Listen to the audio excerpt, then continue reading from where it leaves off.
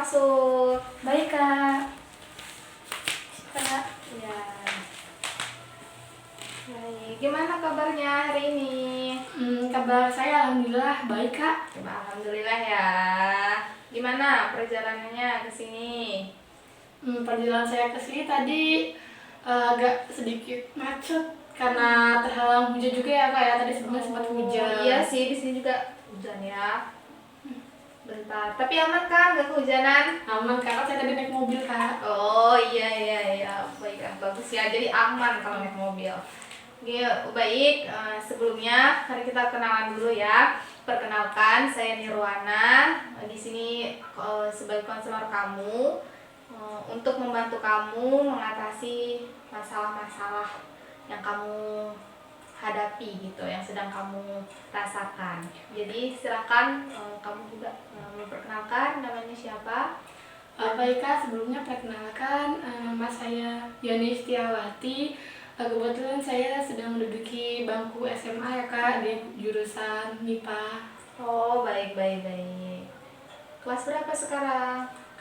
Kebetulan saya sekarang kelas 11. Oh iya, lagi ini ya, masih agak-agak santai kok, tapi belajar ya untuk mempersiapkan kelas 12. Ya selalu itu kak, karena saya berniat untuk melanjutkan kuliah lagi kak. Oh, oke, Kuliah.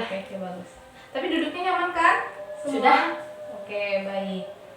Nah, sebelumnya Yoni ini sudah pernah mengikuti layanan konseling belum ya? Belum kak, kebetulan ini baru saya pertama mengikuti. kali ya? Iya. Oke. Kira-kira Yoni tahu nggak sih layanan konseling itu apa? Belum kak. Oke, saya jelasin ya. Jadi konseling itu bantuan profesional yang diberikan oleh seorang konselor, yaitu saya sendiri, kepada seorang konseli kamu, supaya konseli ini mampu memecahkan masalah yang sedang dihadapi. Nah, lalu di dalam proses konseling ini ada beberapa asas yang kita terapkan, yaitu pertama asas kerahasiaan, asas keterbukaan, asas kesukarelaan. Jadi apapun yang Yoni ceritakan pada sesi konseling ini semuanya bakal rahasia, tidak akan dibocorkan kemana-mana. Jadi Yoni jangan takut untuk bercerita. Lalu ada asas kesukarelaan. Nah, saya harap kamu datang ke sini nih sukarela atas kemauan sendiri, tidak dipaksa oleh siapapun. Dan terakhir ada asas keterbukaan. Artinya kamu bersedia untuk terbuka dalam menceritakan masalah-masalah yang sedang kamu hadapi, supaya tidak terjadi miskomunikasi di antara kita. Lalu pertemuan ini dibatasi oleh waktu. Kira-kira berapa nih waktu yang mau kita tentukan? Mungkin nggak nyampe 1 jam ya kak ya.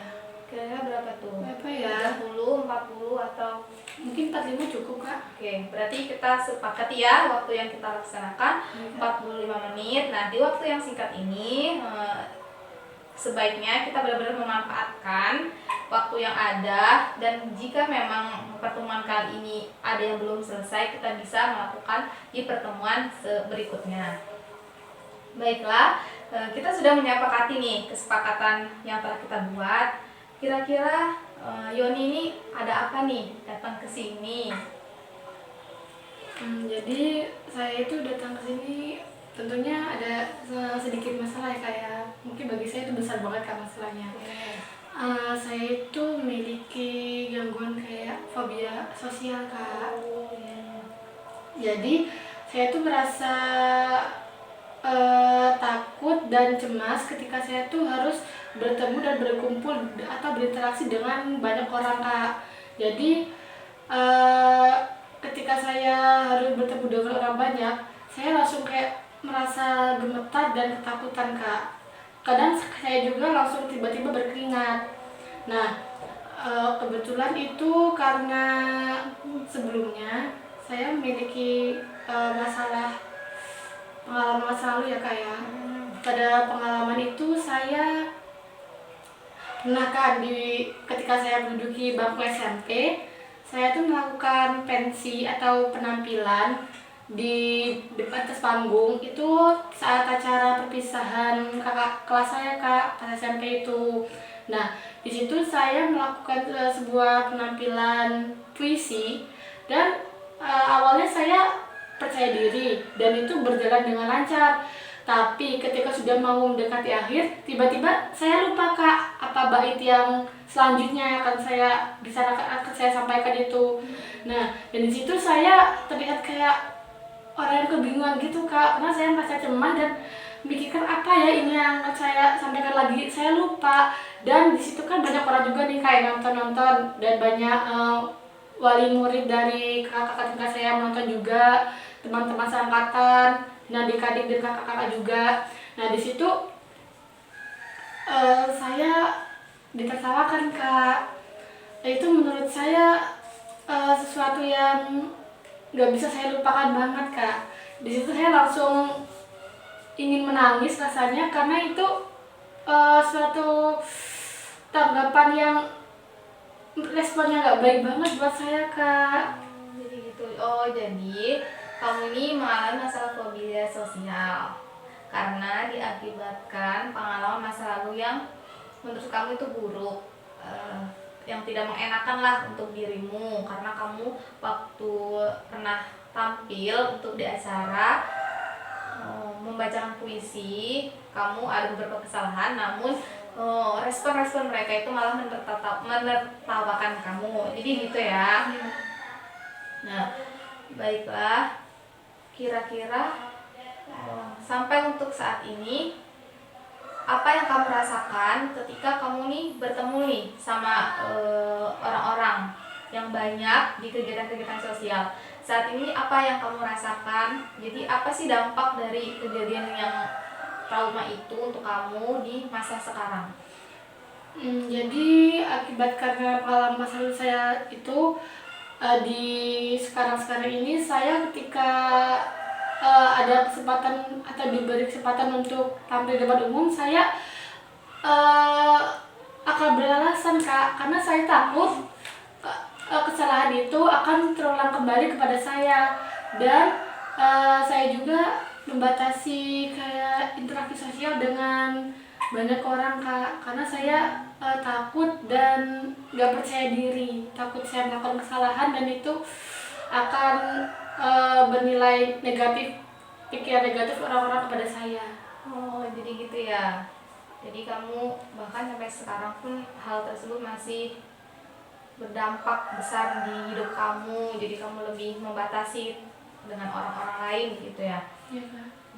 Tapi apa yang kamu rasakan ketika kamu ada di suatu lingkungan yang banyak orang yang tidak, jadi kamu cukup datang ke tempat itu tapi di rame-rame banyak orang, istilahnya ramai gitu. Kira-kira kamu berdampak juga nggak di diri kamu gitu?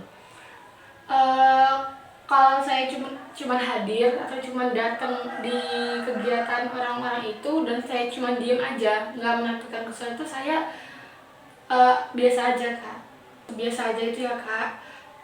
Nggak separah kayak keadaan saya ketika saya tampil di depan banyak orang, karena kan ini saya nggak melakukan tampilan kak, saya cuma berkumpul di lingkungan orang yang banyak. Saya tidak separah itu kak, tapi saya masih merasa kayak takut dan cemas. Saya takut persepsi orang kepada saya tuh jelek. Oke. Baik. Nah, tadi kan kamu sudah sedikit menjelaskan ya masalah-masalah yang kamu hadapi. Nah, di sini saya ada memiliki yang namanya skema kognitif.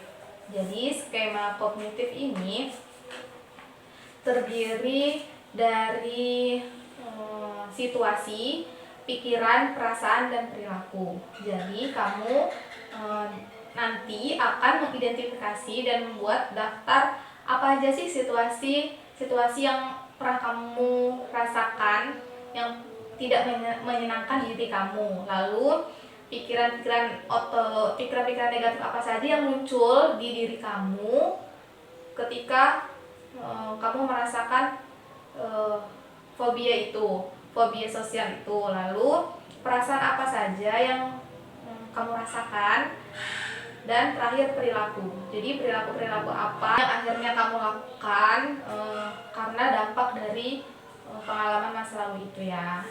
Jadi pertama saya akan mengasih kertas.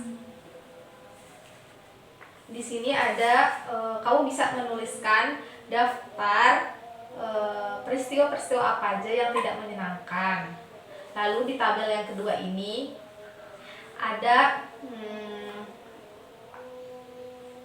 pikiran-pikiran otomatis yang muncul nih di kamu. Terus kamu yang ketiga, perilaku apa aja sih yang kamu lakukan ketika menghadapi dalam situasi seperti itu. Ini kamu bisa isi dulu ya.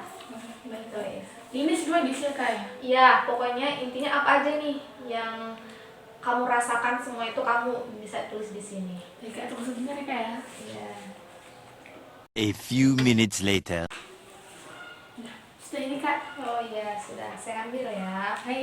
Baik. Di sini kamu sudah menuliskan beberapa daftar peristiwa yang tidak menyenangkan. Yang pertama, kamu ini sering mengalami kecemasan yang parah, baik sebelum atau saat menghadiri acara sosial ya. Iya Kak. Terus yang kedua, kamu juga mendapat komentar dan kritik yang tidak membangun dari orang lain terkait dengan perilaku sosial kamu gitu. Terus yang ketiga, kamu ini sering menolak undangan untuk berkumpul dengan teman atau menghadiri acara-acara yang akhirnya kamu ini sendiri, terus menyebabkan rasa kesepian dan asing gitu ya dengan orang. Terus poin yang keempat ini, kamu mengalami situasi di mana kamu merasa diperhatikan secara negatif oleh orang-orang. Nah, jadi kamu seperti selalu melakukan kesalahan dalam berbicara dan takut melakukan kesalahan di depan umum ya. Iya Kak. Dan yang poin terakhir, menghadapi penolakan saat mencoba berinteraksi dengan orang lain. Nah, jadi kamu merasakan rasa cemas dan akhirnya rendah diri gitu. Nah, kan ini ada 5 poin nih yang telah kamu tulis di sini. Nah, saya silakan kamu memilih salah satu aja untuk kita selesaikan di pertemuan kali ini. Kira-kira poin berapa yang ingin kamu pilih? Untuk pertemuan kali ini saya memilih di poin 4 Kak, yaitu poin dimana saya tuh selalu berada di dalam situasi atau kondisi ketika saya melakukan presentasi atau penampilan di depan banyak orang, saya tuh selalu diperhatikan dan dipandang secara negatif, maupun untuk saat saya bicara maupun ketika saya melakukan peragaan gitu. Baik, ini saya tandai ya. Mantap. Ininya. Terus yang di tabel kedua kan tadi ada daftar pikiran otomatis yang muncul. Pertama, ini kamu sering merasa takut terhadap situasi sosial. Yang kedua, kamu takut terlihat bodoh atau dipandang negatif oleh orang-orang. Ketiga, kamu di pikiran kamu nih selalu merasa apapun yang kamu lakukan pasti berakhir buruk. Gitu. Terus sering merasa ditertawakan oleh orang-orang. Dan yang terakhir, kamu selalu berpikir bahwa kamu akan selalu melakukan kesalahan dan membuat diri kamu ini jadinya malu gitu. Nah, silakan juga mengambil salah satu poin yang ingin dibahas untuk sekarang. Poin keberapa? Saya memilih poin di nomor 3 Kak. Itu saya tuh selalu apapun yang saya lakukan atau yang akan saya lakukan itu pasti akan berakhir dengan tidak bagus Kak, atau akan berakhir dengan buruk. Jadi pikiran ini ya yang ingin kamu ubah, Terus yang dari ada daftar perilaku negatif yang kamu lakuin gitu akibat dari masalah fobia ini? Pertama, kamu menghindari situasi sosial ya, seperti pertemuan atau acara-acara di publik. Lalu kamu mengisolasi diri, seringnya di rumah, jadi jarang kan keluar. Terus sering cemas berlebih. Terus merasa marah atau frustasi ketika kamu sedang berada saat kamu harus bertemu dengan situasi sosial. Terus kamu selalu terus-menerus mengkritik diri sendiri setelah berinteraksi dengan orang-orang lain, walaupun orang-orang sudah mengkritik kamu, tidak selalu berpandangan buruk terhadap kamu, namun kamu selalu mengkritik diri kamu sendiri, betul begitu. Dan yang terakhir, kamu selalu berusaha untuk tampil sempurna ya di depan-depan orang lain, yang justru itu bikin kamu lebih tertekan dan lebih merasa cemas. Benar? Baik, silakan dipilih juga bagian poin berapa yang ingin diselesaikan. Saya milih di poin nomor 5 Kak. Yaitu saya setelah menghadiri kayak kegiatan-kegiatan intersosial gitu, saya selalu mengkritik diri saya, apapun yang saya tuh tadi tuh ketika berada di sana, saya melakukan kesalahan apa ya, saya melakukan apa ya yang membuat orang-orang tuh berpandangan negatif ke saya gitu kan. Saya pokoknya selalu mengkritik diri saya. Oke, baik. Jadi kita saya tandain ya. Baik, tadi kan kamu sudah menyebutkan dan saya udah ulangi. Jadi sekarang kita mari diskusikan apa yang kamu pilih tadi untuk kita selesaikan sekarang. Pertama, kan peristiwa yang tidak menyenangkan kamu memilih. Kamu ini pernah berada dalam situasi atau kondisi kamu nih selalu merasa diperhatikan secara negatif, kan? Begitu. Nah, kira-kira apa yang kamu rasain, perasaan kamu, dan apa yang di pikiran kamu pada saat kamu ada di situasi sosial? Kayak pikiran-pikiran apa sih, persepsi-persepsi negatif apa dari orang yang membuat kamu nih merasa kamu nih kayaknya saya dipandang negatif deh gitu.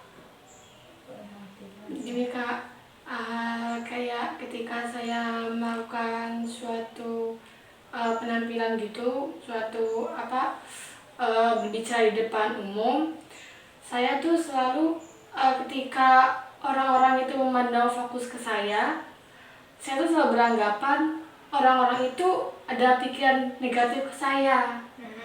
Nah, lalu dari situ saya memiliki perasaan, saya saat ini di sini itu melakukan suatu kesalahan apa ya? Saya salah ngomong nggak ya? Saya takut di situ Kak. Saya merasa nggak percaya diri dan cemas. Dan saya juga saat itu juga menyalahkan diri saya ketika orang-orang itu kayak memandang aneh ke saya. Jadi dari perasaan tadi itu saya berpikiran kayak ini kan saya seperti melakukan kesalahan, berarti akhirnya nanti ini nggak sempurna, nggak bagus, buruk ini, kayak gitu Kak. Berarti ini sesuai ya seperti yang tadi pikiran kamu ingin selesaikan juga. Kamu yang merasa apapun yang kamu lakukan pasti berakhir buruk. Itu pun jadi dari pikiran dan perasaan yang kamu lakukan ini timbullah perilaku kamu yang sering mengkritik diri sendiri ya? Iya bener banget Kak. Kira-kira apa aja nih yang kamu kritik diri sendiri? Kayak ketika saya berada di depan tadi, pakaian saya salah nggak ya, pakaian saya sempurna nggak ya, public speaking saya tadi bagus nggak ya, terus ketika saya memperagakan tadi tepat nggak, kayak gitu Kak. Jadi gitu ya. Baik, kan tadi kamu udah sangat banyak nih menyebutkan hal-hal negatif yang kamu rasakan gitu. Tapi pasti di diri kamu ini saya percaya ada aspek positif yang kamu miliki gitu. Karena kan emang sejatinya manusia pasti ada kelebihan dan kekurangan kan. Jadi boleh nggak kamu sebutkan nih apa aja sih aspek-aspek positif yang ada di diri kamu? Jadi aspek-aspek positif yang ada di diri saya Menurut kamu nih, kamu apa aja nih? saya itu orang yang setia Kak, dan saya sangat berkomitmen. Itu yang pertama Kak. Selanjutnya saya tuh memiliki dukungan penuh dari orang tua saya. Berarti orang tua kamu nih sayang dong ya, sangat mendukung apapun yang kamu lakukan. Ya, alhamdulillah Enggak, kayak gitu Kak. Lalu selanjutnya yang ketiga itu saya tuh orangnya sangat perhatian dan detail. Jadi tuh saya tuh menginginkan apa yang saya usahakan, apa yang saya lakukan itu harus sempurna gitu Kak. Dan selanjutnya saya tuh berpikiran lebih dalam tentang diri saya sendiri ketika saya berhubungan dengan orang-orang banyak. Terus ya yang selanjutnya itu Kak, saya tuh lebih terbiasa melakukan segala sesuatu itu atau hal-hal yang lain itu tuh dengan sendiri. Sehingga saya tuh orangnya tuh cukup mandiri Kak. Jadi saya tuh bisa melakukan semuanya sendiri, kayak mengangkat galon tanpa bantuan orang lain, atau saya bisa memasang gas tanpa bantuan orang lain gitu Kak. Saya cukup mandiri.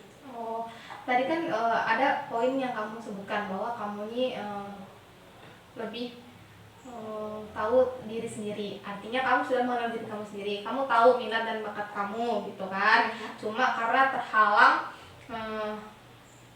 peristiwa pikiran negatif-negatif, karena takut dengan situasi sosial, akhirnya yang menghambat untuk kamu ini mengembangkan minat dan bakat kamu begitu. Jadi kamu lebih di rumah nih dibanding dengan mengembangkan minat gitu. Iya Kak. Gitu ya. Kan sampai saat ini nih kamu selalu berpikiran bahwa apapun yang saya lakukan ini kan berakhir buruk gitu. Nah, apa sih bukti kalau apa yang kamu lakukan ini berakhir buruk gitu? Emang ada buktinya ketika kamu misalnya tampil untuk presentasi di depan kelas gitu? Adakah bukti-bukti yang menunjukkan bahwa kamu tuh melakukan kesalahan gitu? Ada atau tidak? Sebenarnya nggak ada sih Kak. Jadi pas ketika saya melakukan presentasi itu saat ini tuh itu hanya pikir asumsi saya aja. Sebenarnya mereka nggak kayak terlalu kayak mengejek saya. Mereka biasa aja ternyata Kak. Mereka fine kan? Fine aja. Nah, itu kan menunjukkan artinya ya kamu ini bisa. Nggak semua kamu yang kamu lakukan itu berakhir buruk. Nah, sekarang saat kamu kamu kan udah pernah lah untuk berprestasi kan, kira-kira apa yang terjadi ketika kamu udah coba itu dan berhasil? Yang kamu rasakan tuh apa? Lega Kak. Lega kan? Lega. Dan akhirnya saya bisa dan saya bisa melakukan presentasi itu walaupun memang saya sedikit merasa cemas. Iya kan? Ya. Artinya kamu bisa nih untuk berpikir, kemarin tuh jangan kamu selalu mengingat yang negatif aja. Oh, yang kemarin saya presentasi itu bisa, mereka nggak apa-apa. Nah, itu untuk membantu kepercayaan diri kamu. Jadi untuk akan tampil atau apa di situasi berikutnya, kamu ini bisa menjadi lebih percaya diri. Terus kamu juga bisa mengingatkan ke diri kamu sendiri nih, bahwa emang kalau kesalahan itu merupakan dari proses belajar. Sebagai manusia kan kita akan terus belajar itu dan merupakan bagian proses.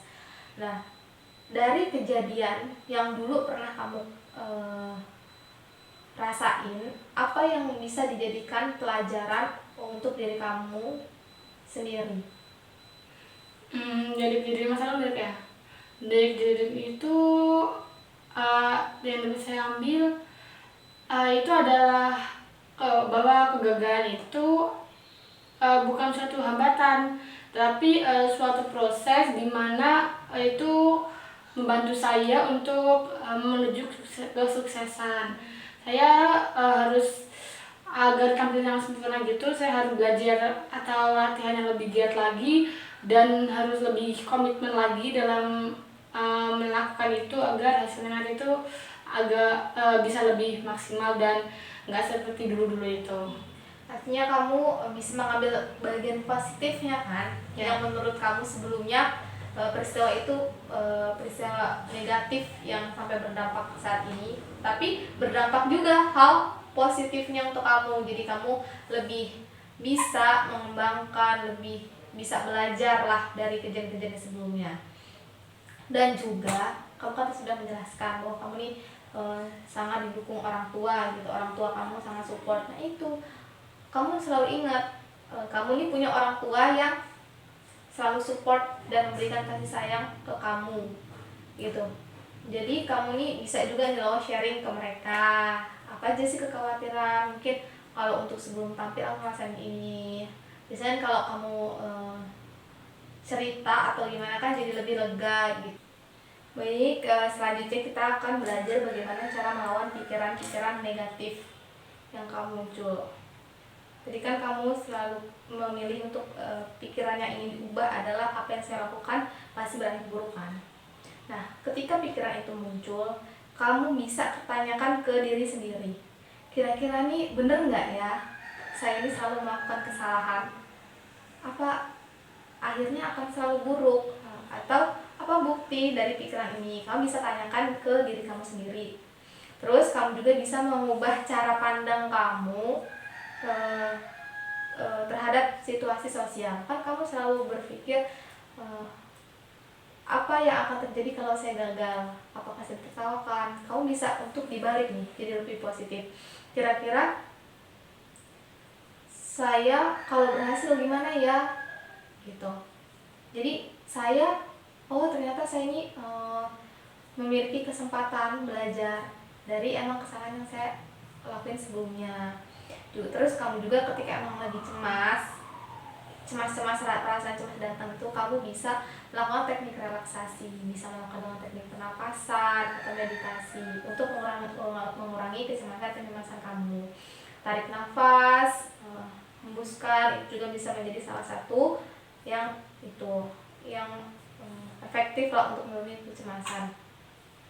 Lalu kamu juga bisa menghadapi situasi sosial ini dengan bertahap. Artinya kayak mungkin dari 3 orang dulu, 4 orang dulu, atau nanti baru di forum-forum besar. Kamu untuk mencoba berinteraksi lah dengan mereka ini. Terus bisa bisa berbicara dengan orang lain atau orang terdekat, dengan orang tua atau teman-teman dekatmu atau gimana, itu bisa dilakukan. Terus melakukan aktivitas yang memberi rasa percaya diri dan kebahagiaan. Kira-kira apa nih aktivitas yang bisa meningkatkan kamu percaya diri dan kamu enjoy dan kamu bahagia terkait dengan aktivitas itu? Aktivitas yang bikin saya enjoy ya Kak ya? Seperti membaca sebuah cerita Kak. Saya lebih kayak santai dan menikmati ketika saya itu membaca sebuah cerita. Begitu. Ini cerita novel Novel atau gitu, Kak. Oh. Nah, itu bisa menjadi salah satu aktivitas kamu. Kamu percaya diri kan. Jadi kamu bisa bahagia. Jadi kamu nggak selalu berpikiran negatif itu nggak muncul. Ya, Karena kamu melakukan aktivitas yang bisa bikin mendistract pikiran-pikiran negatif itu. Terus kamu bisa fokus pada saat ini bahwa emang perasaan yang lalu atau kejadian yang lalu itu memang bagian dari proses. Kamu jangan menghakimi diri kamu, bukan berarti kamu melakukan satu kesalahan terus kamu salah terus. Banyak juga yang berhasilnya kan dari yang sebelum-sebelumnya. Baik, di sini saya juga merekomendasikan kamu nih bisa membuat catatan harian untuk melawan pikiran-pikiran negatif yang muncul. Nah, nanti kamu bisa membuat daftar catatan harian beserta hasil dan manfaatnya setelah kamu menerapkan itu. Sekarang saya ini akan memberikan tabel terkait aktivitas-aktivitas untuk mengubah perilaku negatif menjadi positif. Nah, nanti bisa kamu checklist di sini. Di sini apa aja nih tanggal untuk hari dan tanggal. Jadi untuk harinya tanggal ini apa aja nih perilaku positif yang telah kamu lakukan untuk melawan perilaku-perilaku negatifnya, untuk mengubah. Itu kamu checklist. Nanti di pertemuan berikutnya bisa dikumpulkan supaya saya ini bisa mengetahui perkembangan kamu, seberapa tekad kamu untuk merubah ini. Apakah di perkembangan itu kamu tetap konsisten atau mungkin kurang konsisten gitu ya. Ini tabelnya bisa kamu isi dan minggu depan bisa dikumpulkan ke saya di pertemuan berikutnya. Baik, terima kasih ya Kak. Gimana nih perasaan kamu setelah kita melakukan konseling hari ini? Perasaan saya ketika setelah melakukan konseling pada hari ini ya Kak, saya merasa lebih tenang dan lebih lega Kak, karena akhirnya saya memiliki pandangan yang lebih luas dan pandangan yang positif untuk mengusir pikiran-pikiran negatif saya, dan saya juga menjadi lebih percaya diri dan bersemangat untuk melakukan segala sesuatu, dan saya juga pasti akan berhasil. Nah, untuk pertemuannya, kira-kira pertemuan ke depan keduanya, kira-kira kita mau dilaksanain kapan? Mungkin di minggu depan aja Kak ya, di waktu dan tempat yang sama aja Di Kak. sana. Oke, baik. Jika sudah tidak ada yang ditanyakan lagi, kita akhiri saja konseling kali ini. Semoga bisa bermanfaat untuk kamu khususnya, dan untuk saya juga.